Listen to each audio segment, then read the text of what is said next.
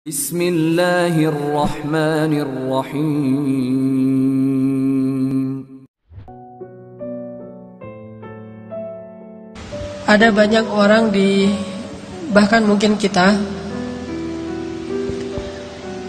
ngerasa bahwa kita itu kurang beruntung dibandingkan orang lain. Ngerasa bahwa kayaknya Allah nggak adil sama kita, karena kita melihat orang lain mendapatkan banyak nikmat, sedangkan kita enggak. Kita ngerasa kayak orang yang paling dicurangin dalam hidup oleh Allah Subhanahu wa Ta'ala. Kita ngerasa kayaknya orang yang paling sengsara di antara semua manusia. Ketika kita membandingkan hidup kita dengan hidup orang lain. Kalau kita pernah ngerasa kayak gitu, gara-gara kita sedang diuji oleh Allah dengan satu masalah, pasti kita berarti belum mengenal Allah Subhanahu wa Ta'ala.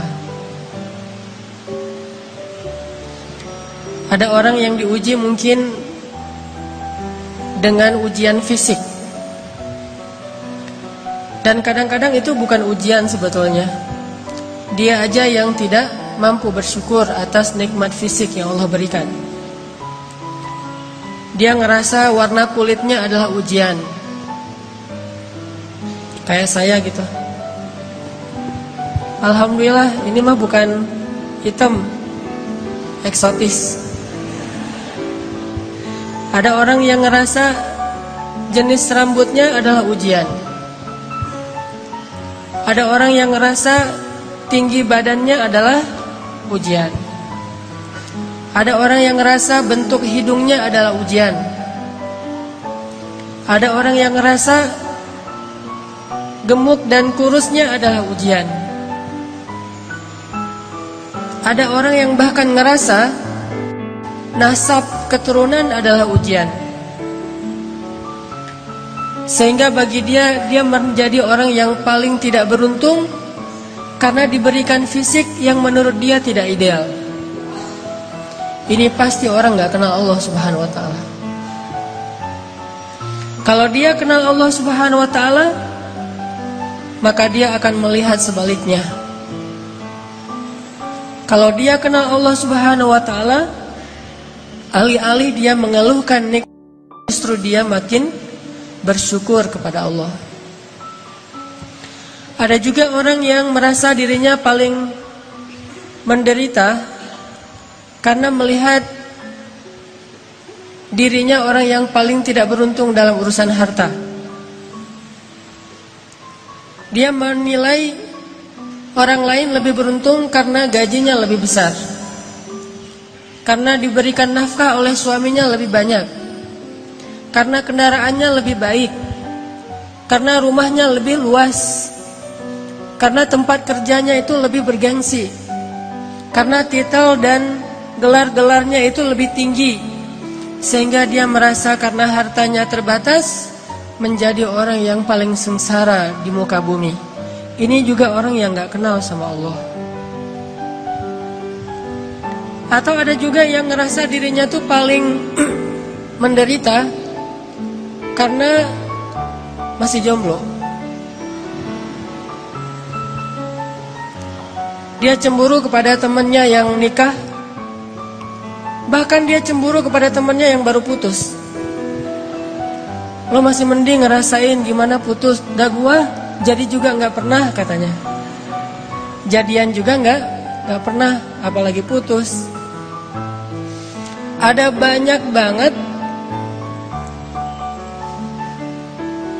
hal yang dikeluhkan oleh manusia untuk dia ngerasa pantas menyebut dirinya itu sebagai orang yang paling sengsara.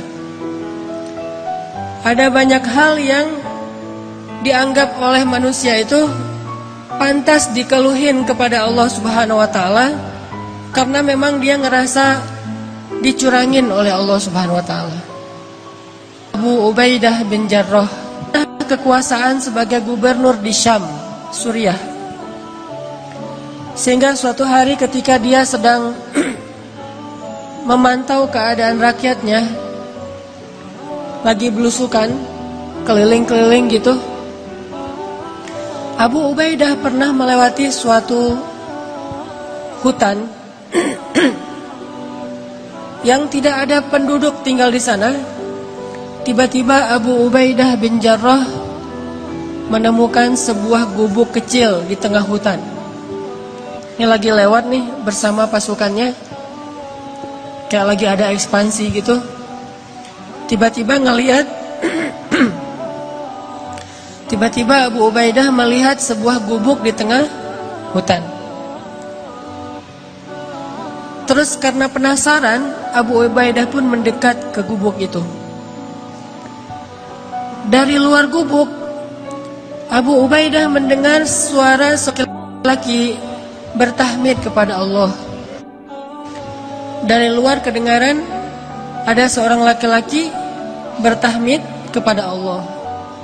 Dia berucap, Alhamdulillah, Alhamdulillah, Alhamdulillah, Alhamdulillah, Alhamdulillah, Alhamdulillah. Terus dia bertahmid, memuji-muji Allah Subhanahu wa ta'ala. Sehingga akhirnya Abu Ubaidah menjadi kepo. Mulailah Abu Ubaidah stalking, ngepoin, ini siapa nih yang punya akun? Kok postingannya itu positif terus gitu? Postingannya itu memuji-muji Allah. Allah maha baik, Allah baik banget, Allah luar biasa, Allah keren, Allah apa. Terus memuji-muji Allah Subhanahu wa ta'ala. Terus begitu. Sampai akhirnya Abu Ubaidah penasaran. Maka Abu Ubaidah pun memberi salam, minta izin supaya dibolehkan masuk ke dalam rumah. Assalamualaikum. Waalaikumsalam. Boleh saya masuk? Adkhul, kata Abu Ubaidah. Silakan, silakan. Akhirnya Abu Ubaidah pun masuk ke dalam rumah itu. Sementara prajurit-prajuritnya menunggu di luar. Ketika Abu Ubaidah masuk ke dalam rumah, Abu Ubaidah merasa heran karena dia melihat di dalam rumah itu hanya ada seorang kakek-kakek yang terbaring di atas tanah, gak punya kasur, bahkan gak punya tikar, gak punya bantal, benar-benar terbaring di atas tanah. Dan rumahnya kosong, tidak ada perabotan apapun. Gak ada tempat tidur, gak ada lemari, gak ada dapur, ya satu ruangan gubuk itu aja. Dan dia melihat seorang kakek-kakek terbaring sedang memuji-muji Allah Subhanahu wa ta'ala. Ketika Abu Ubaidah mendekat kepada kakek ini, ternyata Abu Ubaidah baru ngeh kakek ini adalah seorang tunanetra, tidak bisa melihat. Lalu dia melihat kaki kakek ini dalam keadaan lumpuh, tidak bergerak. Usianya sudah sangat tua, matanya buta, tubuhnya lumpuh. Yang bergerak dari tubuhnya cuma bibir saja, sambil berucap, Alhamdulillah, Alhamdulillah, Alhamdulillah. Abu Ubaidah pun duduk di sisi kakek ini. Kemudian Abu Ubaidah bertanya, Ya Abdullah, Ya Syekh, Kek, dengan siapa kakek tinggal di sini? Kakek itu menjawab, saya tinggal di sini dengan anak saya. Tadinya saya punya keluarga besar. Saya punya istri, punya beberapa orang anak. Tapi istri saya sudah meninggal, anak-anak saya sudah meninggal, cuma tinggal satu orang. Terus kakek kenapa tidur di sini? Kata kakek itu, saya lumpuh dan saya tidak bisa melihat. Tapi Allah maha baik, kata kakek ini. Abu Ubaidah makin penasaran. Orang miskin, sebatang kara, lumpuh, udah tua, gak bisa ngelihat, gak punya siapa-siapa kecuali anaknya satu-satunya. Abu Ubaidah bertanya, Kek, saya dengar dari tadi kakek itu terus memuji Allah. Dari sejak saya di luar rumah, Saya dengar kakek ini terus memuji Allah, alhamdulillah, alhamdulillah, alhamdulillah. Tapi saya perhatikan, sepertinya kakek ini tidak punya kehidupan yang layak. Rumahnya gubuk, di dalam rumah nggak ada apa-apa, kakek sakit-sakitan, nggak punya keluarga. Saya penasaran apa yang kakek syukuri kepada Allah sehingga kakek tidak berhenti mengucapkan alhamdulillah. Perasaan nikmatnya kayak gini-gini aja nih. Terus apa yang kakek syukuri? Kakek ini tersenyum. Kemudian kakek ini mengatakan, wahai Tuan, ada 2 nikmat yang diberikan Allah kepada saya, dan itu lebih saya cintai daripada dunia dan seisinya. Yang nikmat ini tidak diberikan kecuali kepada orang-orang yang Allah cintai saja. Ada 2 nikmat yang diberikan Allah kepada saya, yang nikmat ini khusus hanya diberikan oleh Allah kepada hamba-hamba yang Allah cintai. Dan 2 nikmat ini lebih saya sukai daripada dunia dan seisinya. Lebih saya sukai daripada keluarga, lebih saya sukai daripada harta, lebih saya sukai daripada jabatan, lebih saya sukai daripada kesehatan fisik. Karena 2 nikmat ini hanya Allah berikan kepada orang yang Allah cintai. Akhirnya Abu Ubaidah bertanya, ya Syekh, Kek, apa 2 nikmat yang Allah berikan kepada kakek yang tidak diberikan kepada sembarangan orang, hanya diberikan kepada orang-orang yang Allah cintai? Kakek ini menjawab, 2 nikmat itu adalah qalban syakiran wa lisanan dzakiran.